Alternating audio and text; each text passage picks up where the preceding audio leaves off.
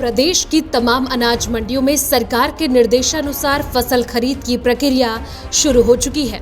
इस दौरान मंडियों में अपनी फसल बेचने के लिए आने वाले किसानों के सुविधाओं को देखते हुए सरकार ने फसल खरीद के कुछ नियमों में बदलाव किया है, जिसमें बिना मैसेज के मंडियों में अपनी फसल लेकर आने वाले किसानों की फसल भी खरीदी जाएगी।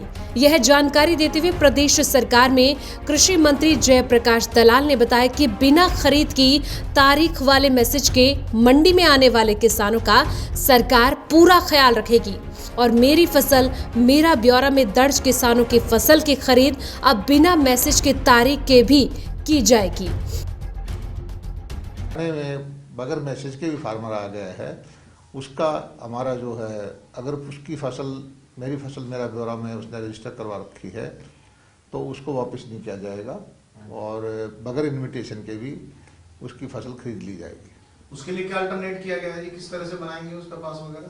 पास तो हमने सुनी हुई जो मेरी फसल मेरा ब्यौरा पे किसानों को भी छूट दे रखी है कि अपनी मर्जी की तारीख में वो वहाँ रजिस्ट्रेशन कर ले। फिर भी कोई इक्का दुक्का किसान, भोला किसान है, वो लेके आ जाता है, तो उसके लिए हमने अधिकारियों को बोला है कि उसका अपने आप जो कंप्यूटर में डाटा चेक करके, पोर्टल में डाटा चेक करके, हमेशा अव्यवस्था ही फैलाने का काम करती है, अव्यवस्था ही दिखाई देती है। सुचारू रूप से 1 साल पहले भी हमने कोरोना काल में गेहूं की अच्छी परचेज की थी, उसके बाद हमने धान की अच्छी परचेज की, बाजरे की अच्छी परचेज की, किसानों को सीधा पैसा दिया और अभी भी जितना भी हमारा उपज है किसान भाई लेके आएंगे अपने, उनको सीधी पेमेंट करेंगे और उनकी फसल को हम खरीदेंगे। कृषि मंत्री ने कहा कि सरसों की खरीद निजी कंपनियों द्वारा की जाएगी क्योंकि इस समय सरसों का भाव बाजार में तेज है और इससे किसानों को इसका ज्यादा फायदा होगा।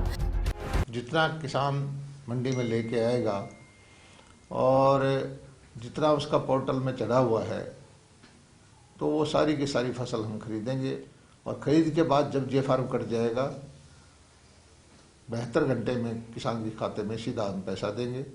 मंडी के सारे अधिकारियों को बोल दिया गया है कि किसी भी तरह की समस्या किसान को ना आने दे, मंडियाँ अच्छी चलाएं, व्यवस्थाएं ठीक बना के रखें और मैं भी मंडियों में खुद जाऊंगा। 1-2 मंडी में मैं होके भी आ चुका हूँ। वहीं कांग्रेस द्वारा उठाए गए अव्यवस्थाओं के सवाल पर उन्होंने कहा कि कांग्रेस अव्यवस्था फैलाती है और उसे वही दिखाई देता है। उन्होंने कहा कि प्रदेश की सभी मंडियों में व्यवस्था ठीक है। चंडीगढ़ से वी न्यूज़ के लिए कुमार रमेश की रिपोर्ट।